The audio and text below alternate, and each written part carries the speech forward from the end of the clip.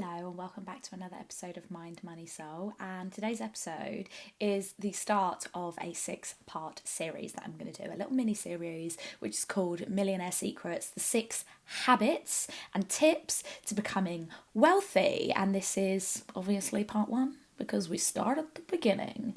Now, when it comes to being wealthy, when it comes to being a millionaire, and if you're listening to this, you're like, I don't even want to be a millionaire. It's not about being a millionaire. It's not about being a millionaire. It's about having money. It's about having freedom. It's about having choice. And that's what money can give you. Being wealthy and financially independent is what gives you what you need to live the life that you want, whatever that wealth or version of wealth looks like to you. Now, there are a ton of millionaires out there, and they are out there living their best lives, making money, spending money, investing their money, doing all of those things. But I'm going to go over the 6 top things that they are doing when it comes to managing and handling their money. And today, the first tip is going to be talking about spending. So the first thing that millionaires do to stay and become wealthy is they spend wisely. Now, we all get taught how to spend our money. We all know how to spend our money. But do we get taught how to spend our money wisely? No, we do not. But the question is, what is the difference? Now, spending wisely is so much more than just buying things, because spending money is easy. We walk down the street, we spend 50 quid. It's so easy to do, but doing it in a wise manner or wise way is a very different story. It essentially means to be intentional. It means to be purposeful. It means to be mindful. That extra step that you add to it is so important because it makes such a big difference. And the reason why this is hard is because it's not necessarily because we're not taught, but because the wisely part requires a positive mindset. It requires you to have a good relationship with money and with spending. That's what makes spending wisely so hard. But it's not hard when you get your money mindset in a good place, but that initial feeling of it. It is so much easier to be mindful with your spending when you have a good relationship with money. So I'm going to give you an example. Okay, so let's just say you created a spending plan for the month, yeah? This is an opportunity for you to spend wisely. First of all, it's pre-spending. It's deciding where your money goes.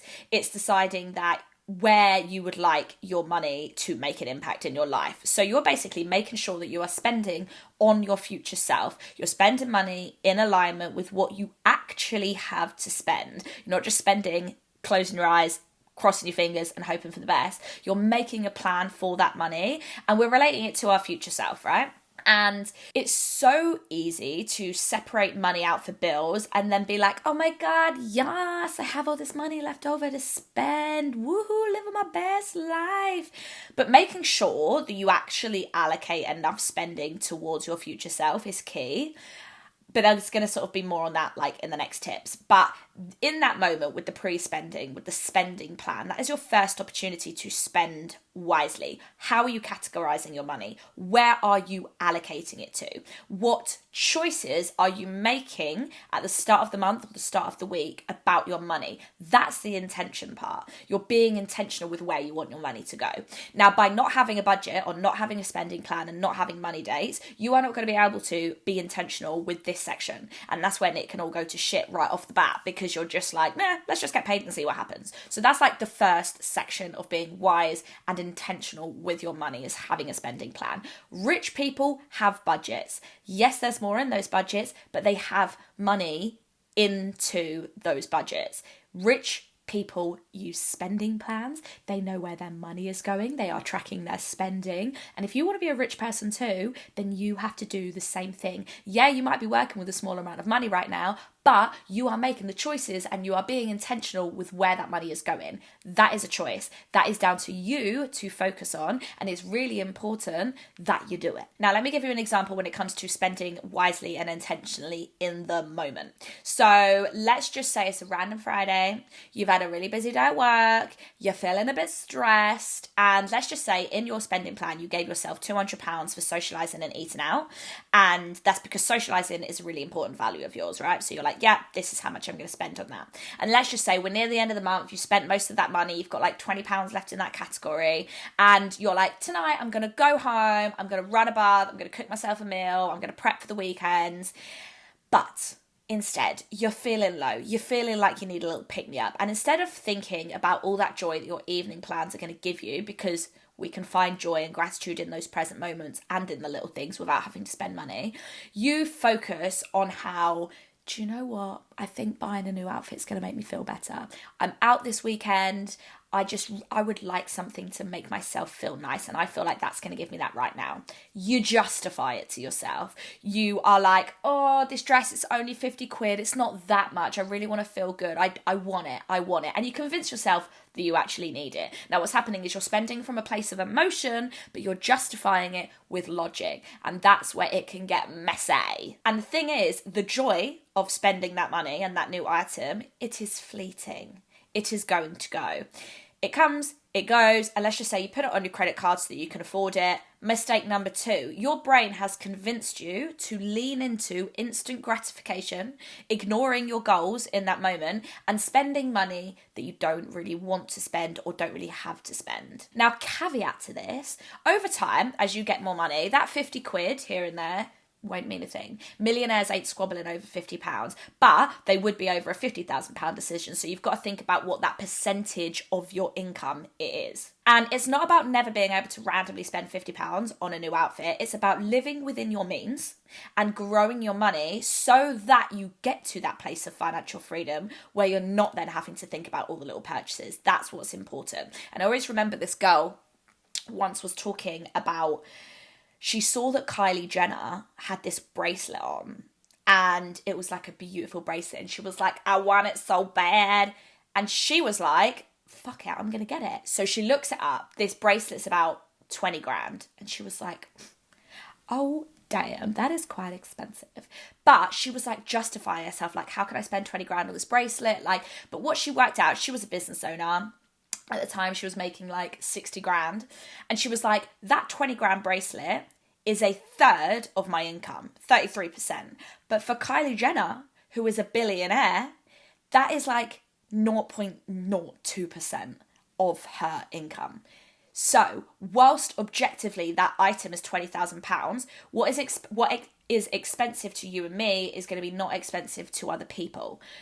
Something for you, spending maybe like 50 quid on something is like more manageable. For someone else, 50 quid could just be absolutely out of the question. So we have to think about it in proportion. And as you build wealth and as you grow your money, the amount that you have to spend on nice to haves, luxuries, extras increases. But what we want to do is we want to put that buffer between you and the breadline, you and taking out debt, you and your bills money, so that you can enjoy your money. But this is part of the building phase, and it's about knowing your numbers, and it's about knowing where you're spending your money, and about how you feel about what you're spending, and about why you're spending it. So many questions. We love the questions. Now, I love to think of this example of zigzagging up and down a mountain instead of just powering on ahead.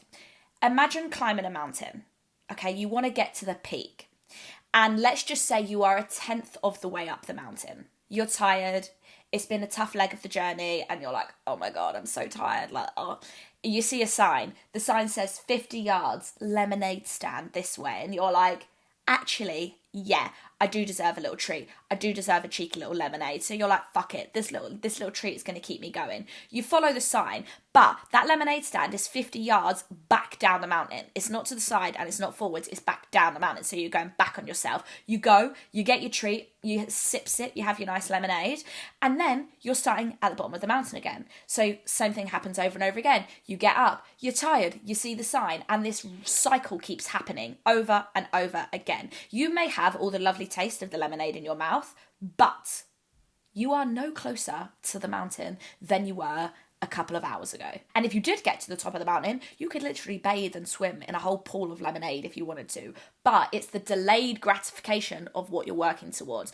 Now, when we think about this in regards to spending and money, this is what all those little treats are that you treat yourself with. Now, I'm not saying don't treat yourself at all, but what I'm saying is work those treats into your budget. Have a fun fund. Have a like a little treat for me fund, and be intentional with it. Because every time that you aren't intentional and you're like, oh, tap here, tap there, little treat, YOLO, all of that, that is what keeps dragging you down to the bottom of the mountain, and you will just keep going over the same tracks, and you're never going to make any progress. This is why it's so important, right? Because every time you get to that bit of the hill and you have to do it all over again, the more you desire that treat, because the more tired you are, and you're like, what, again? I've made so much progress, I defo need a little treat. I've now climbed up this bit like 7 times, and you have to push through that first hurdle to meet the checkpoint.